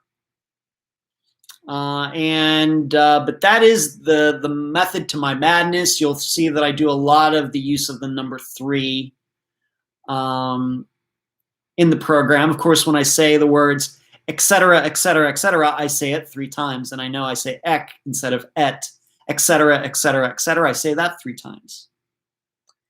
There's just something about the number 3. And like I said, I think it goes back to my filmmaking days and reading things about you have to tell an audience something 3 times before they fully understand that it's something that they need to remember and it's important. So yeah, it's always been 3 questions, Paula, but at some point there were no questions. Very early on in doing the summations, etc., it wasn't like that. And then I just said, you know what, we'll try this. And so that is the format right now. And I've been using that format for quite a while. And I think it seems to work. I think it's an efficient way of getting the information out, especially considering that from the beginning of the episode until when the interview starts, it's usually only about 8 minutes. And already 8 minutes in, you've already been told details of the disappearance twice in 8 minutes. So I think that's pretty efficient. So Full Metal says, wow, I didn't notice it changed. What, the music? Full Metal? Yeah, the music got changed at the end of 2017. From 2017 to 2018. I went from Iron Maiden to this music. I couldn't even tell you who wrote it. Paula, in my classroom, it was always 3 positives and 1 thing they could improve on. So there's that number 3. Maybe I'm not so crazy, Paula. Marlene says, I have to say goodnight to everyone. Pain medication is kicking in. Okay, Marlene. Marlene, we want you to go home as soon as possible. All right. You have a nice night. So since I started that format, Paula, yes, it's always been 3 questions. And you'll notice, being Paula, that I know you read the blogs at Patreon. A lot of times I break up the blogs that I write into 3 sections. I just think there's a nice number with that that keeps things, you can get specific, but not so specific that you get lost in the details. So yes, it's always been 3 questions as long as I've been writing about that 3 questions. Let's move on to this. Unfound on the Ground, we had our most recent episode of Unfound on the Ground for premium Patreon members. Once again, patreon.com/Unfound Podcast. And we did it right here on YouTube as an unlisted show. But as usual, it will be available a month from now for everybody. And the topic was the history of disappearances. And we had a nice showing. And it was change of format. We didn't use Zoom anymore. People didn't have to speak. All they had to do was type, which is something that everybody's used to doing, of course, for this live show. And this is the format we use for the think tank as well. So kind of, I guess, standardizing everything after using Zoom for a year. I don't know, just seemed to be still a little too wonky to use. I think that maybe some people maybe don't like hearing their voices being recorded because eventually these Unfound on the Grounds were made public and they maybe didn't want their voices out in public. I think that made people hesitant to comment and take part. So we've changed that, moved the time back a little bit, and so we'll be trying that out in an effort to get more people showing up for Unfound on the Ground. After, like I said, about a year of doing it a different way, Eric and I had a discussion after the last Unfound on the Ground of some ways we could tweak it and experiment with the format and some other things. Full Metal says, my husband's favorite band is Iron Maiden too, so I should have noticed it. Well, Full Metal, maybe, but I think on the other hand, Book of Souls was a fairly new album at the time. 2015. This program started in 2016. And, those songs, of course, being that the album's so new, those songs haven't gotten played as much as everything from the 1980s.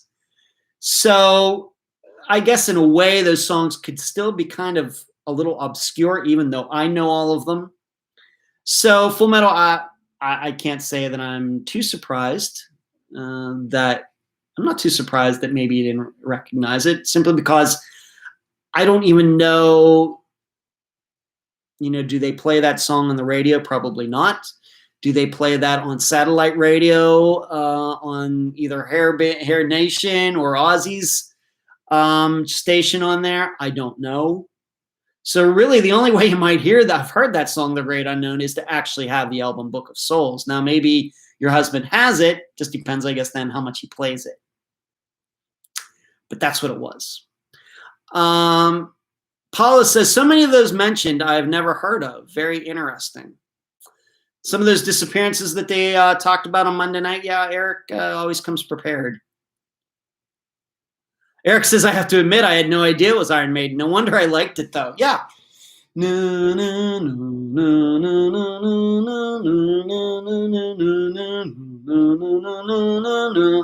Yeah, that's The Great Unknown. That's the intro to The Great Unknown. Let's move on to this. Unfound Now. Since all of you are on here on YouTube, you know that I did another Unfound Now this past weekend. Filmed it, posted it regarding the disappearance of Kandi Gonzalez from Prestonsburg, Kentucky on June 1st.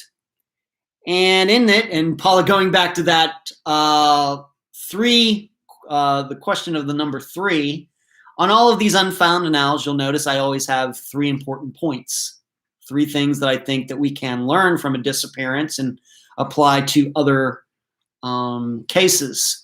Kandi, probably the most unique thing about her disappearance is that there's actually video of her running away, being in somebody's backyard, running away from the camera into this creek bed, and then going left off camera.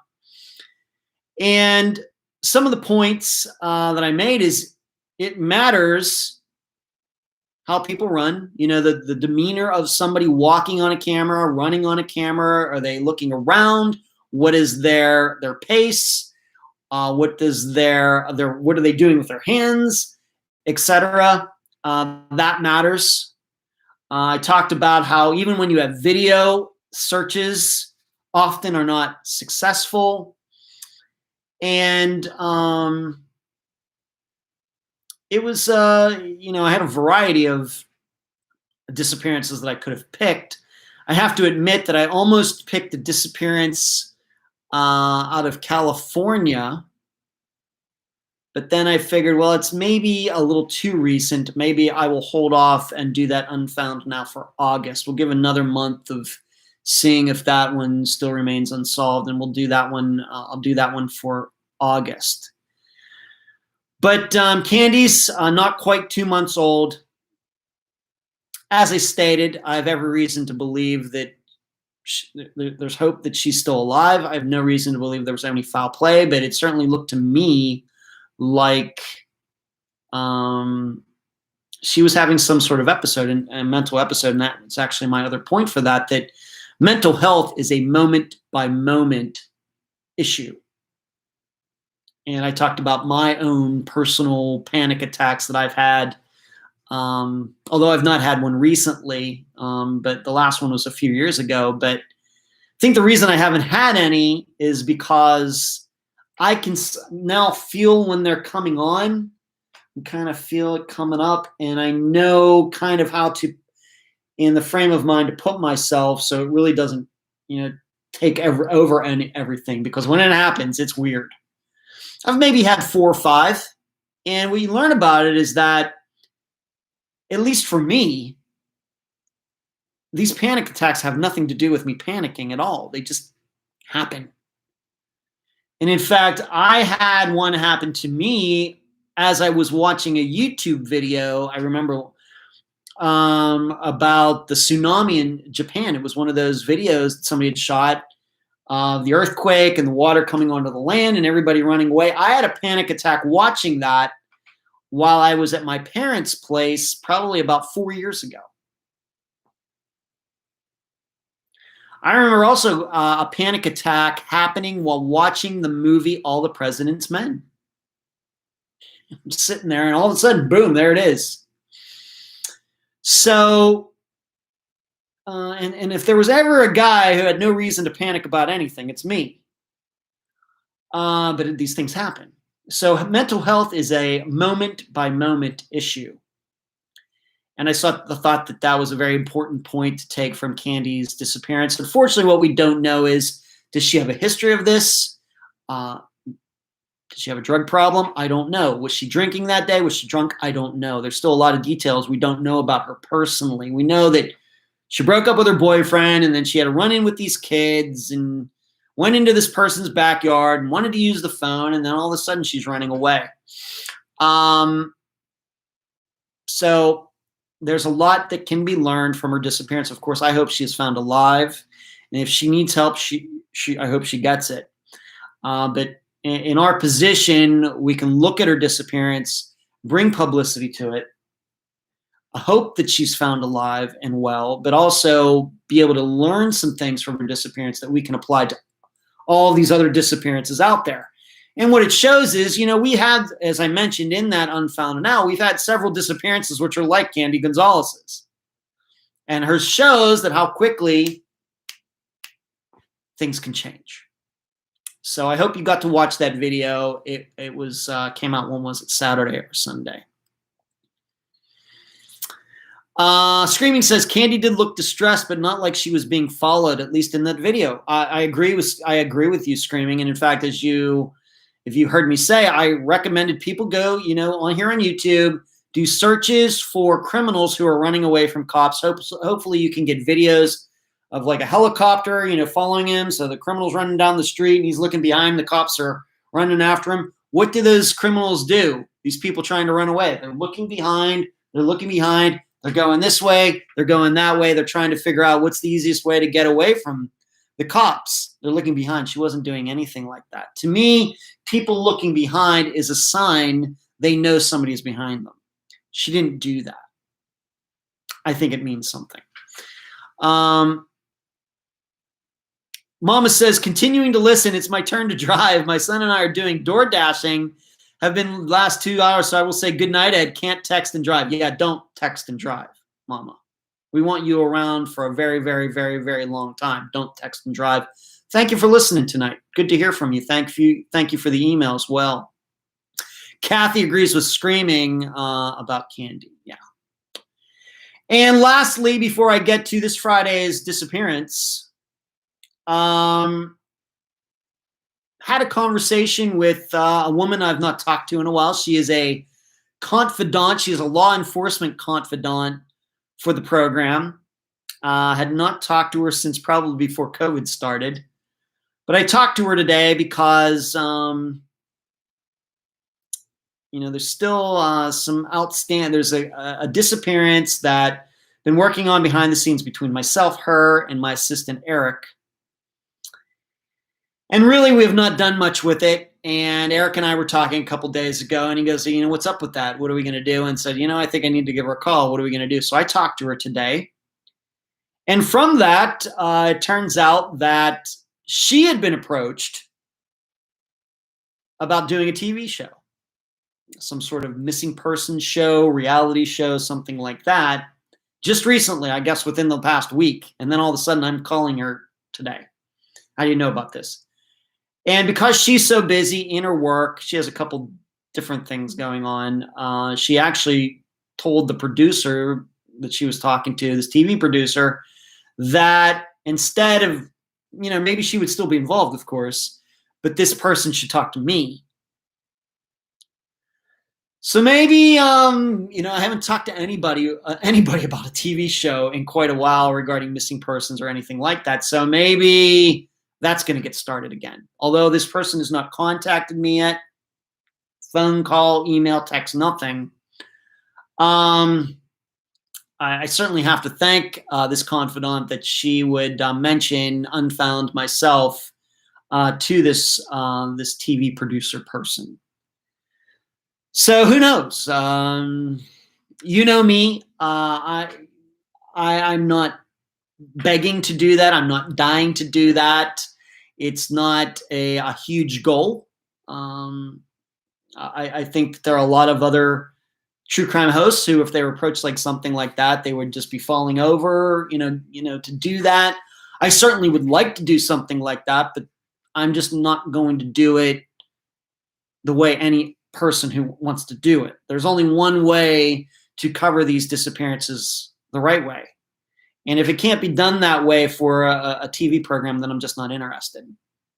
I don't mean, it's one of those things that, going back to conversations I've had in the past, I tell them, I'm not trying to be a PRICK, but you have to understand that this is what I do. And I realize that I'm representing everybody. I'm representing the missing persons community. I'm representing all of these families who have been on the program and everything. So it's very important that I do it the right way. Okay. And these people have expectations of me, as they should. They should. And so I have to live to their expectations. And so I just can't go along with anything. So we'll see what happens. We'll see what happens. But it would I called her for some totally different reason. Then we ended up talking about that too. So we'll just have to see. If anything happens, you'll all be the first to know. Sheree says, got to go, guys. Got to get up at 4 a.m. 4 a.m., Sheree? 4 a.m.? Okay, Sheree. Good night. Thank you for moderating tonight. Deeply appreciate it. Linda, do you think if more recent disappearances were done on the show, it might spark ideas of where the missing could be, or would it be too messy with current police investigations? Well, Linda, the thing is, it's all Linda. It's all about the quality. I suppose I could cover a recent disappearance on some sort of special program every week, but would the quality be there? It's quality versus quantity. And plus, you have to figure in that there are only so many hours and days in a week, too. So I just don't know. I use Unfound, once again, for the publicity, but it's also a learning tool. And you know how important education is to me regarding these disappearances. So I don't want to ever shortchange anything, Linda. So there's that. All right, let's move on to this Friday. The disappearance of Amanda Ward-Romine. She has a hyphenated last name, Ward-Romine. She disappeared from, well, she was last seen in Indian River, Ohio. But it is believed she made it back to Springfield, Ohio, where she lived. And this happened on July 9th, 2013. Her sister, Aaliyah Dancer, is the guest. And the title of the episode is It Happens Quick. And you'll hear her sister towards the end of the interview talking about, what she misses about her sister and things, she wish she would have said, And so the theme of the episode, it happens quick. These death happens quick. People are here and then they have heart attacks and die. These disappearances happen quick. Nobody expects anybody in their life is ever going to disappear, and then it happens. And it seems to happen really fast. So the title of the episode is It Happens Quick. Details are Amanda was in a turbulent marriage with a guy named Danny. And it seemed that she was finally ready to divorce this guy. Aaliyah took Amanda to her own house, living with her for over a month. And then I think that Danny had worked his way back into Amanda's life. They were talking on the phone. And one day, after Aaliyah went to work, a guy who was not Danny showed up at Aaliyah's house, picked Amanda up, and drove her away. And seemingly, she was never seen again. There's an idea of who this guy was that picked her up. However, to this day, this guy denies that he did that. I mentioned earlier in this program that we will be talking about forensics regarding this Friday's disappearance, and it's Amanda's. And a couple months after she disappeared, a renter, a guy who was renting from Danny, stated that right around the time that Amanda went missing, that Danny had asked this renter to move out for a few days, that Danny had to do some work on the place. And then when the renter came back in, thought something weird was going on, and he said there might be having something to do with this crawl space in this building. Police came in, opened up this crawl space under the floor, and found Amanda's DNA there.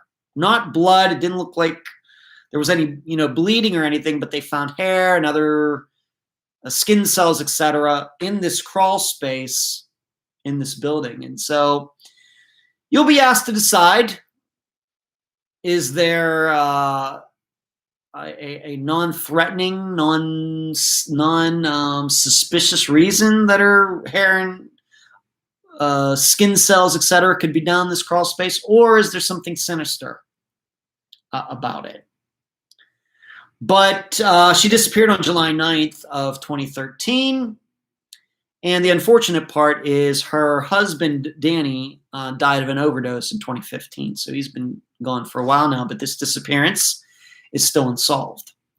Once again, this Friday, Amanda Ward-Romine, the title of the episode is It Happens Quick. Springfield, Ohio, July 9th, 2013, and her sister Aaliyah Dancer will be the guest. Linda says, I think people learn a lot from your show. The questions, the ideas, the personal theories. That's why I only listen to your show. Well, thank you, Linda. We're just going to keep doing the same thing. So that's all it is for tonight's show. I told you I had a lot to cover, and we went a couple minutes long, but we had some great questions, some great topics. So what did we do tonight? Talked about how I'm playing some very horrible disc golf lately. Going to Pennsylvania August 2nd to August 11th. My dad has not been feeling too great, but I've been feeling great. My diet is good. Talked about the Rashan Francis poll. Austin Pevo trial this Monday. Foya's Dr. Telesco tomorrow night, 7 p.m. Eastern. Don't forget. The newsletter, Noah Davis, Toby Anderson, the update episode, 5-year anniversary, Unfound on the Ground, Unfound Now, and we talked about a TV thing that just happened to pop up today. Took some questions from Misty, Linda, Paula, and some of you in the group. Finished with the preview of this Friday's episode, The Disappearance of Amanda Ward-Romine, R-O-M-I-N-E. That's all I got. Great show. Thank you all for showing up. I enjoyed it. Do not forget to give this video a thumbs up. Keep your head on a swivel. Be aware of your surroundings out there. And you'll hear me Friday, and a very select few of you will see me again on Sunday evening. Patreon.com/Unfound Podcast. Good night, everyone.